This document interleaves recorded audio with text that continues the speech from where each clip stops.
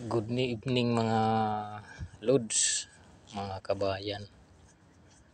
Personal na paninindigan at paniniwala ko lang dyan sa Philippine Sea or yung pinag-aagawan na teritoryo ng Pilipinas, China. Although hindi man lang Pilipinas at China yung nag-aagawan dyan. Kasama dyan yung Taiwan, yung Vietnam. Yung Vietnam may mga itinayo ng mga malalaking istruktura dyan eh. Tapos Taiwan may isa pa bansa dyan na nagtayo na rin ng mga istruktura. Ngayon yung dito sa atin sa Pilipinas nakikisali dyan. Although sinasabi naman natin na sa atin yung area na yan, pero dapat yung unang pagtuunan ng pansin ng bansa natin, ng mga Pilipino, yung gira ng kahirapan dito sa bansa natin.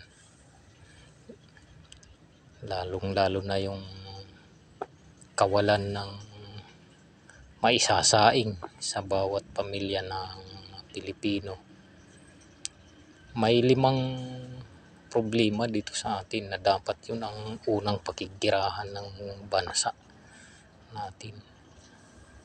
Una yung pagkain, ekonomiya. Dapat yun ang unang pagtuunan ng pansin. Paano tayo makakain yung mga Pilipino kaysa sa dyan sa gira na yan, na alam naman natin na wala tayong kalaban-laban dyan. Wala nga tayong mga gamit pang gira.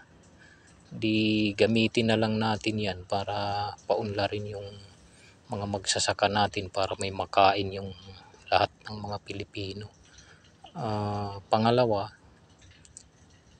yung bahay, yung tirahan ng bawat Pilipino para hindi lahat nandyan sa squatter, kasi sa tingin ko lang sa 100% na mga Pilipino nasa 91% yung halos walang tirahan, nandyan sa mga tinatawag nila na squatter, na kung saan mga ilang taon sila dyan bubuldusin na naman kasi pagtatayuan ng mga high class na mga struktura para sa negosyo.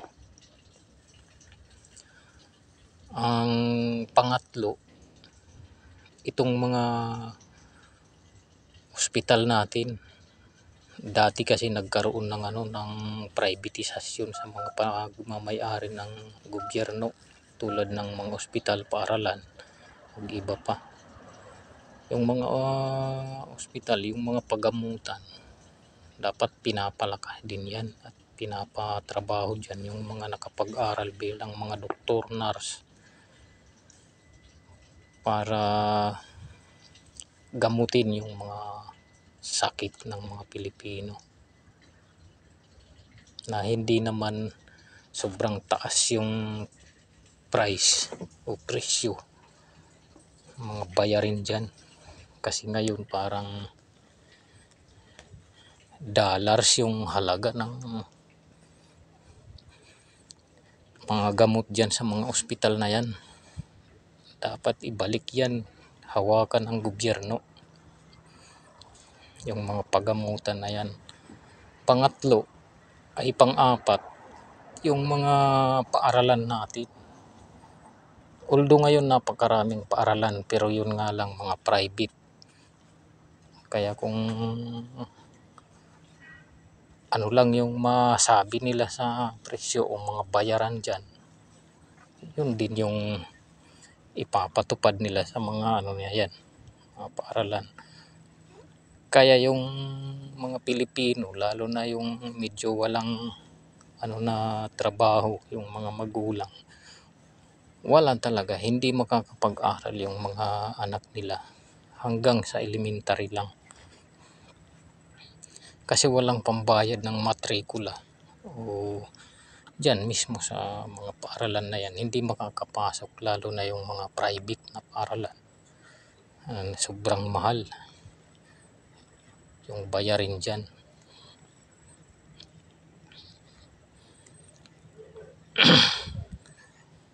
Yung panglima,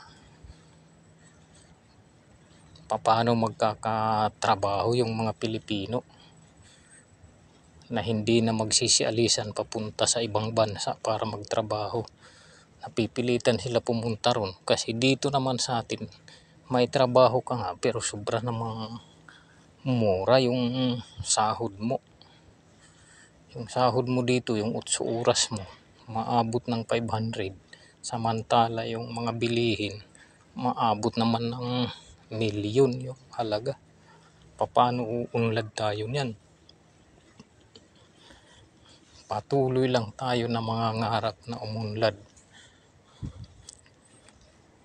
Yung isang araw na pagtatrabaho mo, hindi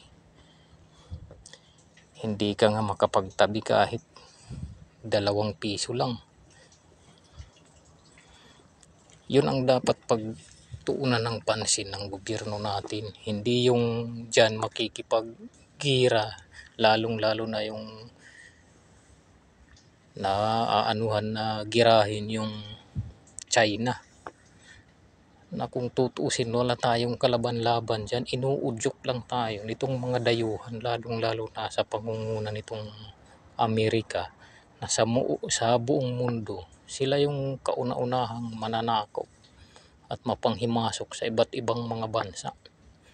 Tulad ng Ukraine, inudyok ng Amerika na lumaban sa Russia sa pangako na tutulungan. Ngayon, anong nangyari? Afghanistan, ginawang ghost town ng Amerika yung Afghanistan. Tapos pagdating ng mga ilang taon, iniwan nila na hindi man lang tinulungan maiayos yung bansa na yun.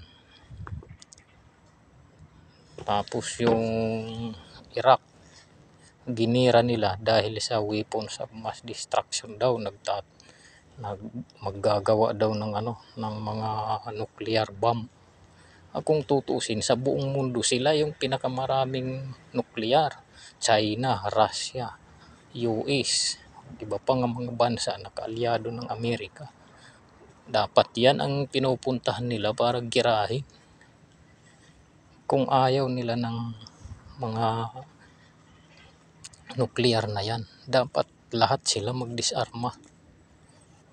Hindi tayo makisawsaw dyan. Tapos dito naman sa atin, yung lahat ng mga pro-American, dapat pag-isipan nyo muna ng maayos bago magko-comment o magsasalita, gagawa ng video dyan na puro pro-American. Dapat unahin natin yung sariling bansa natin. Hindi yung ngaw-ngaw ng ngaw-ngaw tapos wala man lang katuturan. Parang pinapalala pa na wala pa ngayong gera, panalo na tayo. Hindi pa nga nangyayari yung gera. Dapat pinag-aaralan muna yung history ng buong mundo o history sa pagitan ng mga bansa. Sino talaga yung mga mananakop o mapanhimasok ng mga bansa. Pero bago dumating dun, dapat unang ayusin muna natin yung sarili natin, sariling bansa natin. Para pagdating ng araw, hindi tayo ganito laging pinagtatawanan. Sinasabi ng ibang mga bansa na mga bobo tayo.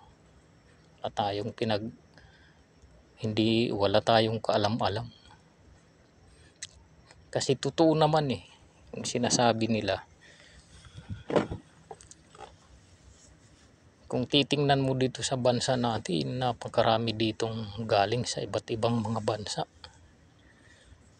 Na wala mang mga visa yung mga yan, mga tourist visa man lang. Ba't nandito sa atin nagkakalusot dito at nananatili pa ng mahabang taon? na wala man lang istorbo sa kanila. Yun ang dapat pinagtutuunan ng pansin ng gobyerno natin. Maraming salamat mga kabayan. Hanggang dito na lang po. Maraming salamat sa inyong lahat.